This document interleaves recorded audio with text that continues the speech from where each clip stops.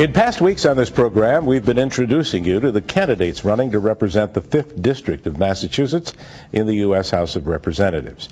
They're looking to replace former Congressman Marty Meehan, who stepped down in May to become the Chancellor of UMass Lowell. Tonight, Curt Hayes is my guest. He's running as an independent. Thanks for being here. Thanks for having me. I appreciate the opportunity. And let's get right on the record. You have the 2,000 signatures, and you will be on the primary ballot. That is true. On the actual special election ballot in October 16th. Yeah, when I announced my candidacy, the original focus was let's get the signatures right away, show to the voters that I'm serious about this. I'm not just in it to make a statement. And as of Friday, I turned in my papers to the election division, and I'm officially on the ballot. The first candidate, actually, who can claim to be on the ballot for the special election. Give us a thumbnail sketch of your background, Curt. Well, I work for IBM. I've never run for political office, but I've always been very interested in politics. And but I never would, like a typical voter in the district, be able to run for office in a normal election cycle. We can't afford to, take a year off of work. We still have bills to pay and the family to feed and things like that. But as I learned that Marty had resigned, I started to look at it and say, well, we have a special election here. We have a very compressed time cycle. We have an open seat. So somebody ought to do something here and look at running. And as I analyzed it more and more, I realized from the publicly available records about the voter demographics that 52% of the voters are like me. They're not registered as a Republican or a Democrat. They're independents. And most people don't realize that about the 5th District. So I looked at it closely, talked over with my family and my employer, in a combination of taking all my vacation as well as a short leave of absence to get up to the election.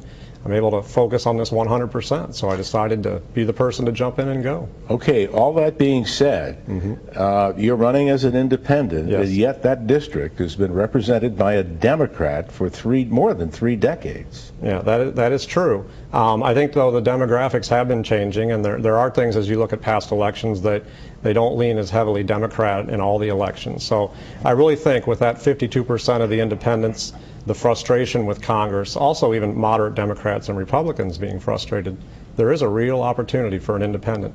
You've said in various campaign stops that you have no ideology. Right. What separates you from the rest of the field, the crowded field, as you well know? Right. Well, I think what does separate me is that I don't have that ideology. I think, like most folks, they don't necessarily see themselves left or right. They are in the center on a lot of positions. So I think, again, that's resonating with the voters that I have been out there meeting. And what does separate me, again, is that my only position is to represent the voters. I don't have a party line that I have to adhere to. I don't have special interest. I'm just there to represent the voters of the 5th. Given that, what would you do were you elected to Congress about the war in Iraq? Well, in the war in Iraq, I would love to have our troops come home as soon as possible. I mean, everybody would, but I think that if we announce a date and say we're leaving, we're setting up for a disaster for the minority there that's going to be massacred. And it's going to be on our shoulders, and that doesn't seem at all like a very compassionate position by those that say let's pull out right now. We created that situation. We need to stay there and help the Iraqis stand up while we stand down. But also, let's start engaging the other countries like Iran and Syria that we don't necessarily get along with on all fronts, but right now we haven't even invited them to the table, and they need to be involved. The big issue nationally is immigration.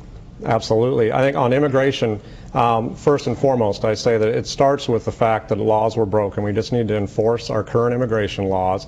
On the other side, though, also the employers that are exploiting those folks, they need to be prosecuted as well. And one thing that has kind of heartened me that is a common feeling out there is I've talked to a lot of immigrants in the past 6 weeks that did say that to me specifically. We got here the right way.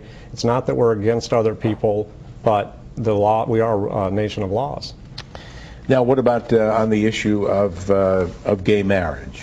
Well, I believe that we should have civil unions, and that if folks need to want to say who their health care proxy is or their insurance beneficiaries, that's certainly what we should do for all citizens, whether that's two sisters that want to live together as far as, just partners in that, or for folks that want gay marriage. But I do not support gay marriage I think it's an institution between a man and a woman. Again, you're running as an independent. You've never held elective office. This Yes. is your first foray into politics. Yeah. So how do you separate yourself from the rest of the pack? Some of them have elective office experience, and they've been around politics for a long time. Yeah, that's true, and that's a question a lot of voters have asked me. And when I talk to them about my experience in working with customers and IBM teams on making them more efficient and able to better serve their customers at the same time, they said, we could use some of that in government, and they do feel that we have enough qualified politicians and attorneys in the House right now, and that's where they feel, part of where we're at with all the partisan bickering. Are you having any problem fundraising? How is that? Again, I have the initial funding I needed to get the normal things you have to run a campaign, bumper stickers, campaign signs, etc. But I do feel the fact that I am now on the ballot, that's going to get the independents and get the notice out there.